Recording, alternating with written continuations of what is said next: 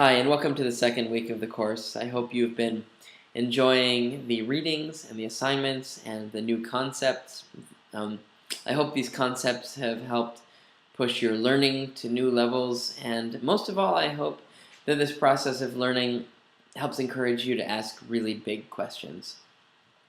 Now, you should have had a chance to have read the first chapter and to have gotten a basic sense of what it is we do in anthropology. Some great examples in this textbook, really great.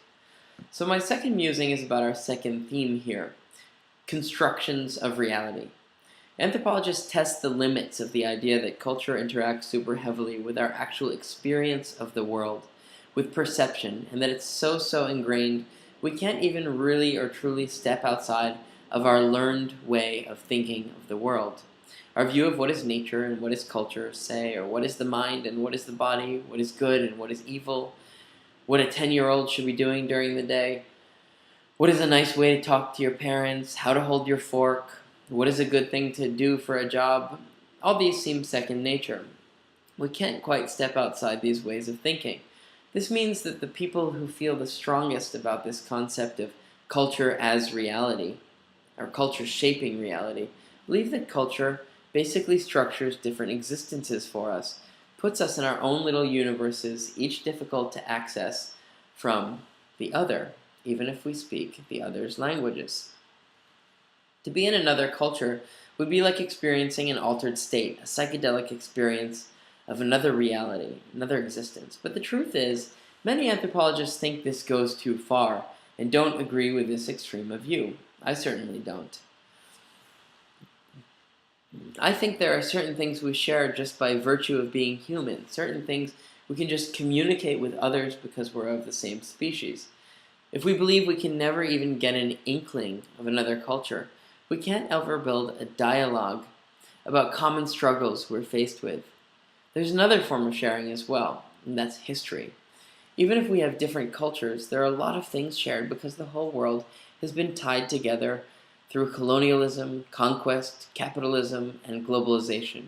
So people in Kenya and people in India both experienced the construction of the British Railway at the same time, and now as a result they share an experience of the railway, even though they have profoundly different cultures. Do different cultures perceive the same thing in different ways? Certainly. Is it because of culture? Yes, sometimes. But sometimes also two people within the same culture experience the same thing in different ways. And research also shows that though different groups have radically different numbers of color words, say, and different formulas for understanding color or maybe number, they still can understand and see colors not recognized by their culture. In what ways do you think culture shapes the way you view the cosmos itself? Stop my video for a second and think about it now. Did you look around the room you're in, your space? Did you think of your family, your body, the outdoors, your meals today?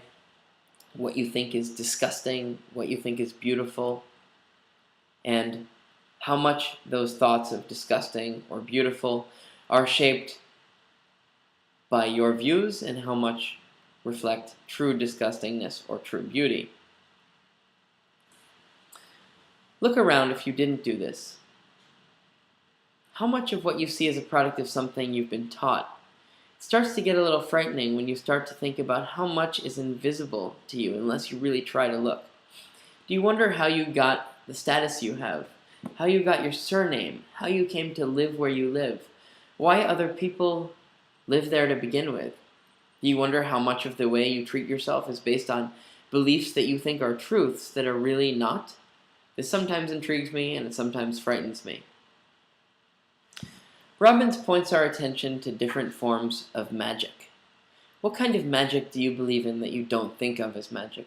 Do you think it means something if you dream of someone you haven't seen in a while? Do you think it means something if you dream of someone dying? Have you ever had what you identify as a premonition? Do you truly believe it was a premonition? And if so, how do you think such a thing works? Do you avoid picking up a tails-up penny or walking under ladders? Do you say bless you when someone sneezes?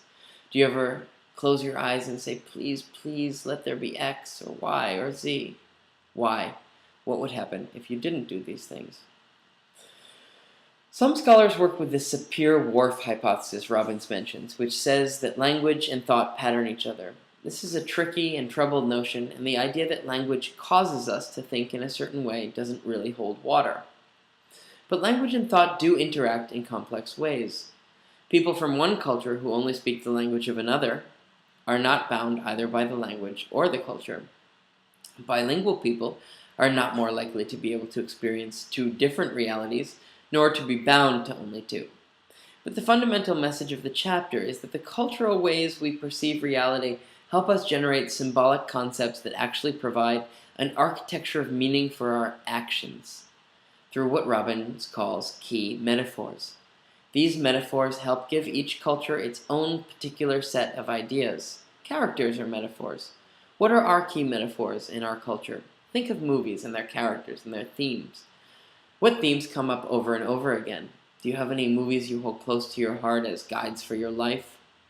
Do movie makers reflect key themes in our culture, or do they make them?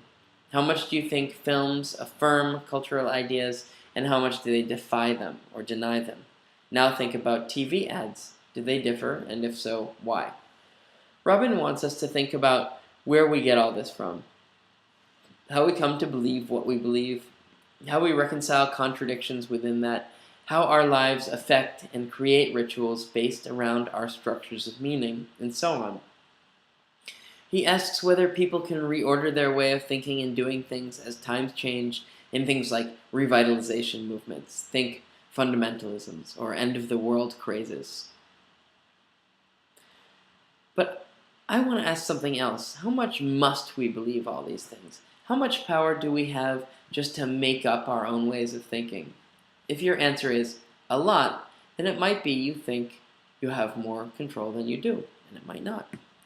How much power do we have to change other people's ways of thinking, to change a whole society? How much can you get your ideas out there, and is there inequality in people's ability to get their ideas out there?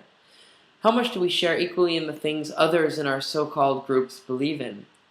I think it's easy to think we all believe in the same stuff in the same way without recognizing how much struggle there is over these things, how much creative reinterpretation, how much constant change, and how much inequality in the sharedness of ideas. I want to leave this video, and I want you to leave this video, thinking super hard about what kind of world you see around you and why you see it that way. Go for a walk, look around, think about your birth, think about who or what you love, think about who or what you are, think about death, think about the universe. Who told you how to interpret what you see, and how much say did you have? Until next time.